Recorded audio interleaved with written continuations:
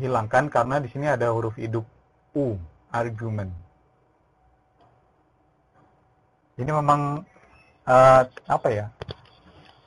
Sepertinya gampang tapi cukup membuat pusing juga karena hal-hal kecil yang perlu dicek satu-satu. Dan kalau salah, kurang satu huruf dan lain sebagainya, itu tentu nilai penulisannya juga akan berkurang.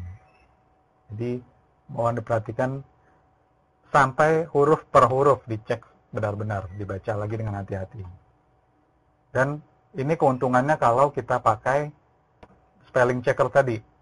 Kan mungkin kalau kita baca satu-satu, kita wajar sekali kalau terlewat satu huruf, atau terlewat titik dan lain sebagainya. Tapi kalau kita pakai spelling checker dalam Microsoft Word atau program lainnya, kekurangan-kekurangan ini akan digarisbawahi kalau ada kesalahan. Jadi kita bisa dengan gampang memeriksa kesalahannya ada di mana. Saya juga biasanya dalam periksa PR, saya hidupkan spelling checkersnya, itu biasanya kelihatan kalau misalnya banyak salahnya di tulisannya itu banyak digarisbawahi. Jadi akan kelihatan kalau misalnya tulisannya bersih tanpa ada garis bawahnya, itu berarti nilainya akan bagus karena spellingnya benar. Tapi kalau spellingnya salah, biasanya tulisannya banyak di garis bawah, garis bawahnya akan terlihat banyak sekali sehingga nilainya juga tidak bagus. Ini contoh untuk kata-kata yang belakangnya ada huruf Y atau Y. Kalau digabungkan dengan imbuhan belakangnya seperti ini, kalau digabungkan dengan S,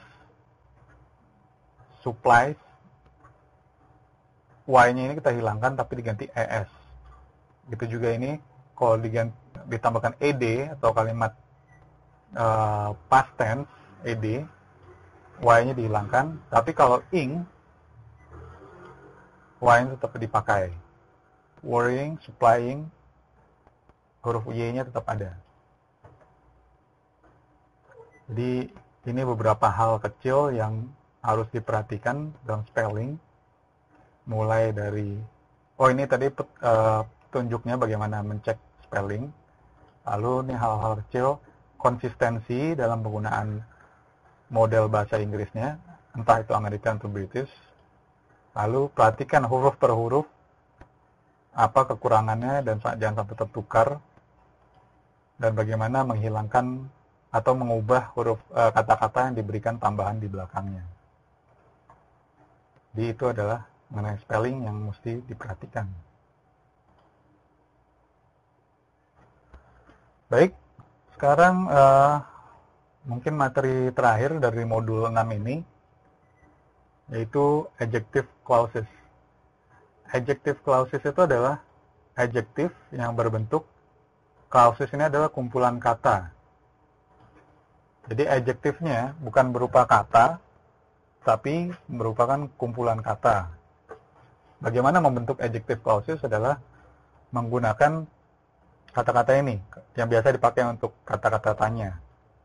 Who, whom, where, when, which, whose, atau bisa juga memakai that. Nah, penggunaannya misalnya untuk additional information. Contohnya seperti ini.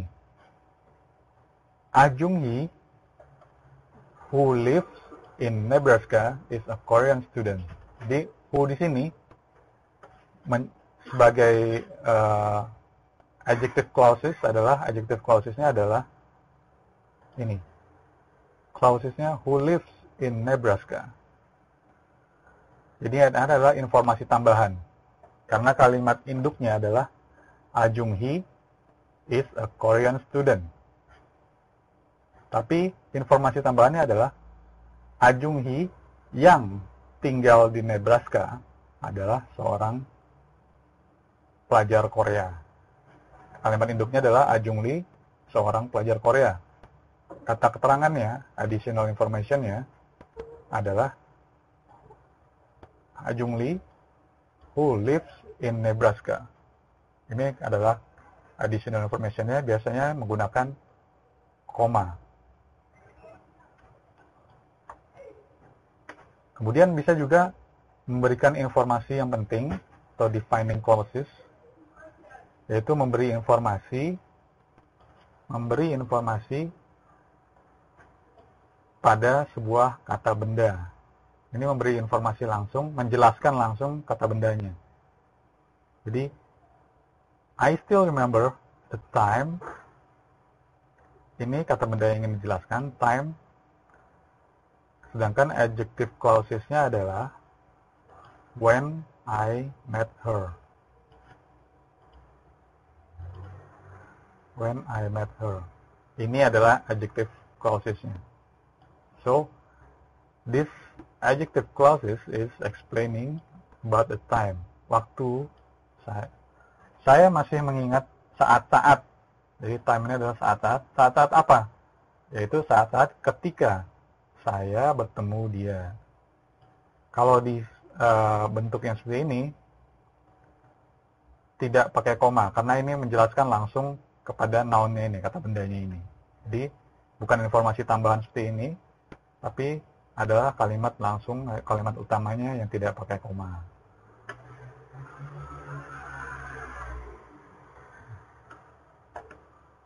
Baik, sampai sini ada pertanyaan? Karena bahannya juga materialnya sudah habis, dan saya rasa juga mungkin semua sudah lelah dari pagi. Ya, ada pertanyaan Puji tentang either dan neither. Kenapa? What is your question, Puji? Bentar, saya bisa hidupkan. Ya, neither untuk negative sentences. Kenapa? Silakan.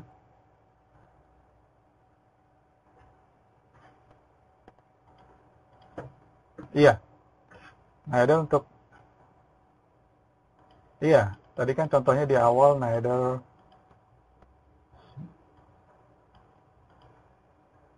Jadi memang digunakan untuk untuk kalimat negatif. Di sini neither. Nah, ini itu artinya juga.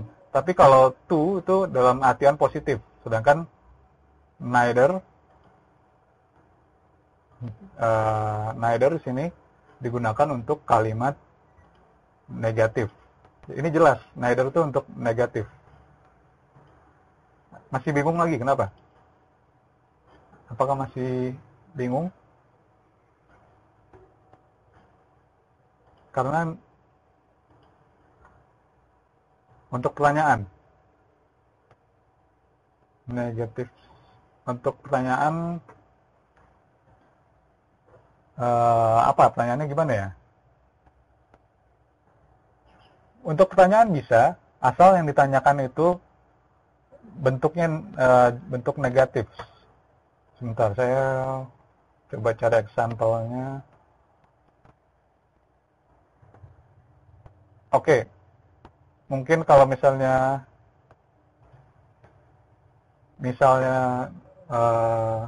saya simpan pertanyaannya ya. Jadi Puji menanyakan, ada pertanyaan dari Puji, neither, the use of neither for questions. Okay, I will find the example later and I will post in the Facebook group. Okay, saya belum bisa menemukan contohnya sekarang. Atau ada yang bisa cari memberikan contoh? Bila tidak, nanti dilanjutkan diskusinya. Saya akan coba cari apakah bagaimana bentuk penggunaan neither dalam pertanyaan. Tapi yang penting neither itu untuk menyatakan juga dalam artian negatif. Itu yang perlu diingat.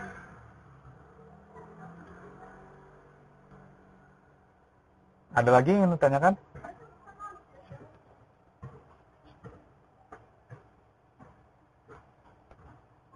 Oke, nanti akan saya kirimkan di Facebook Group. Kita sudah hampir habis waktunya. Bila tidak ada pertanyaan, kita sampai di seperti biasa tugas. Tugas kali ini silakan mengerjakan exercise nomor 6 atau latihan 6 di halaman 6.8. Serta yang kedua, exercise 5 atau latihan 5 halaman 622. Ini yang pertama tentang completing story. Jadi menyempurnakan cerita. Kemudian yang kedua menulis cerita yang dipandu, kata-katanya diberikan. Ini silakan dikerjakan sendiri dan tidak perlu dikumpulkan. Jadi silakan mengerjakan untuk latihan Anda sendiri, tidak perlu dikumpulkan untuk kali ini. Tapi saya harap bisa mengerjakan sendiri untuk latihan supaya bisa lebih mengerti pelajaran yang diberikan hari ini. Baik, ada pertanyaan mengenai tugasnya?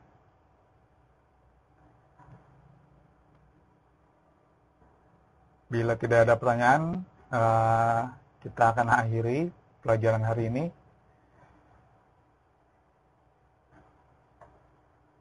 Tidak ada pertanyaan ya? No questions? So we can end this class now. If you have any question later, you can ask using the Facebook group. We can discuss in the Facebook group. Okay? Wahab, you have any question? Kalau ada pertanyaan, sepertinya waktunya sudah habis. Kita harus tutup window wizard-nya. Jadi tugasnya di halaman 68 dan 622. Latihan 6 di halaman 68 dan latihan 5 di 622. Oke? So, that's all for today. That's all for today. I hope we can, maybe next week we have a meeting at KDI. I don't know. I forgot. I have to check the schedule. Mungkin minggu depan kita akan ketemu lagi di KDI atau minggu depannya lagi. Saya lupa. Untuk kali ini, let's close the class and have a good day. Selamat sore. Selamat beristirahat dan selamat mengerjakan tugas-tugasnya. Untuk kali ini dari saya tidak perlu dikumpulkan. Oke? Assalamualaikum warahmatullahi wabarakatuh.